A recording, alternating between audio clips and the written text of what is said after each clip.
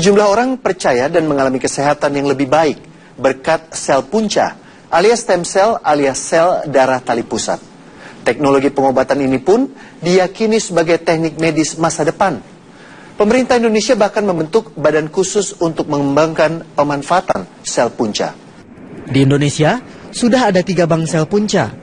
Salah satunya di Unit Pelayanan Terpadu Teknologi Kedokteran Sel Punca RSCM Jakarta. Di sini saya bertemu dengan Dr. Ismail. Di ruang kerjanya, kami berbincang tentang sebuah teknologi yang disebut-sebut sebagai masa depan dunia medis. Sel punca itu apa? Jadi sel punca itu adalah suatu sel induk ya, atau punca itu punya induk. Jadi yang sel itu mampu memperbarui dirinya sendiri, terus juga bisa mampu memperbanyak diri, kemudian juga dia mampu berdiferensiasi. Jadi berdiferensiasi itu artinya menjadi sel yang matang, sel matur. Jadi, ini teknologi terbaru Pak ya? Ya, maksudnya teknologi yang dikatakan penemuan besar abad ini gitu. Kan oleh karena itu di mana-mana berlomba-lomba di Amerika, di Jepang dan sebagainya untuk melakukan penelitian di bidang sel punca ini. Sel punca diolah ketat dalam suatu laboratorium sehingga benar-benar bersih ketika dimasukkan kembali ke dalam tubuh untuk mengobati penyakit. Sudah terbukti sembuh? Iya, maksudnya secara objektif dan fungsional membaik. Manfaat ini dirasakan mantan Menteri BUMN Dahlan Iskan. Terapi sel punca juga melengkapi pemulihan tubuhnya, terutama pasca operasi cangkok hati yang dijalani Dahlan pada tahun 2007. Saya pun menghubungi pria asal Jawa Timur ini ketika ia sedang berobat ke Tiongkok. Padahal bagaimana awalnya Bapak terlibat dalam terapi sel punca? Di Surabaya ada seorang ahli stem cell yang bisa melakukan stem cell itu di dalam negeri oleh putra bangsa sendiri. Namanya Dr. Purwati, anak Jombang, lulusan Universitas Erlangga, melakukan penelitian di bidang itu, dan kemudian saya diskusi panjang dengan beliau. Manfaatnya apa? Selama 3 tahun, berarti saya sudah 3 atau 4 tahun ini menjalani stem cell, tidak ada pengaruh buruk, bahkan Anda tahu saya dalam keadaan sangat bugar dan sehat, dan saya sudah melakukan 5 atau 6 kali selama 3 tahun atau 4 tahun ini. Keberanian Dahlan menjalani terapi sel punca diperkuat dengan bukti yang ia lihat sendiri ketika berjumpa dengan mantan Perdana Menteri Malaysia Mahathir Mohamad. Mahathir Mohamad, mantan Perdana Menteri Malaysia, beliau ceramah 1 jam, hebat sekali, semangat sekali, dan masih 1 jam lagi menjawab pertanyaan-pertanyaan dari atas panggung. Beliau berdiri dan sangat kokoh. Padahal 3 tahun sebelumnya saya ketemu beliau di Kuala Lumpur dalam keadaan dipapah, sangat lemah badannya. Ternyata teman-teman beliau mengatakan beliau menjalani stem cell. Apa saja perlakuan medik yang Bapak alami?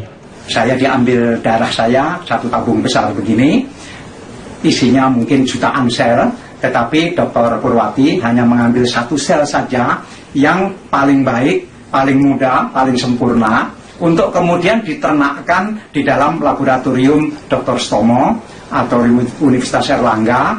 Dalam waktu 2 minggu atau 3 minggu, 1 sel saya yang paling baik tadi sudah menjadi 200 juta sel yang semuanya sempurna. Nah, 200 juta sel baru itulah yang dimasukkan ke tubuh saya lagi melalui lengan di sini, dan dengan demikian maka sejak saat itu ada 200 juta sel baru yang sempurna masuk ke badan saya, menggantikan sel-sel saya yang sudah menua, sudah akan rusak dan bentuknya tidak sempurna. Untuk mengembangkan sel punca di Indonesia, pemerintah membentuk badan khusus untuk menaunginya pada Oktober 2014. 4 lembaga negara sepakat membuat sebuah perkumpulan atau konsorsium. Di bawah konsorsium pengembangan sel punca dan jaringan Indonesia, semua upaya pengembangan teknologi ini dirumuskan. Dulu, dokter-dokter lebih pemeriksaan ke Singapura dibandingkan mempercayai Indonesia. Alhamdulillah sekarang Pak Dahlan sudah mengatakan saya bangga punya. Karena saya dibawa hasil saya ke Amerika, Amerika mengatakan tidak perlu diulang. Nah itu jadi saya tuh, alhamdulillah ya Pak Dahlan, ya saya sangat bangga. Saya menjumpai Cynthia Sartika, sang sekretaris konsorsium. Di laboratorium yang dikelolanya, para mahasiswa pasca sarjana meneliti sel punca dengan berbagai peralatan khusus. Melalui penelitian ini, terungkap pula, tidak selamanya terapi sel punca akan selalu berhasil. Bisa dimanfaatkan nggak? Ini bisa nggak untuk teman saya, kakek saya? Itu harus kita jelaskan. Tidak bisa jawabannya.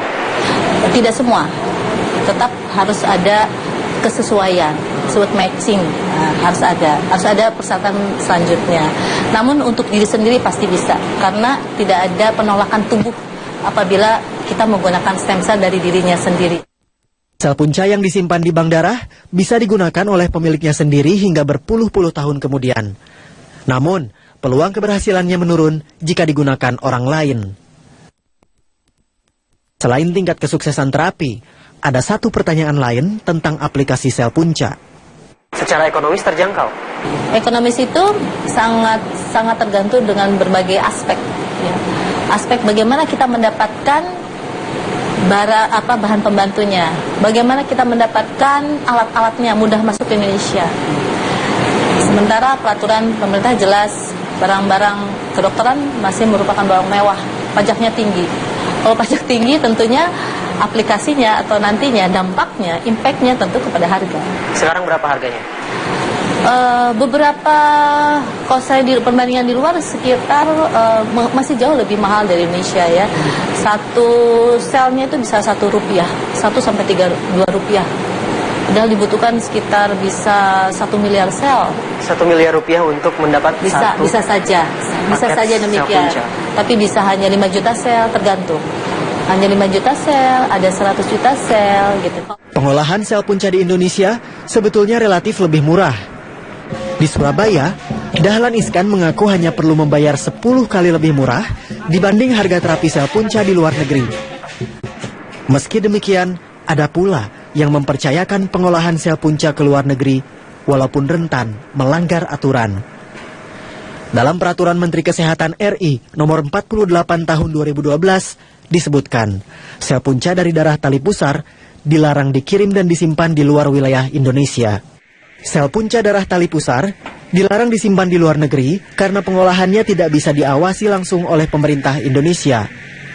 Menurut Cynthia, justru pemerintah Indonesia lah yang perlu menyediakan bank penyimpanan sel punca.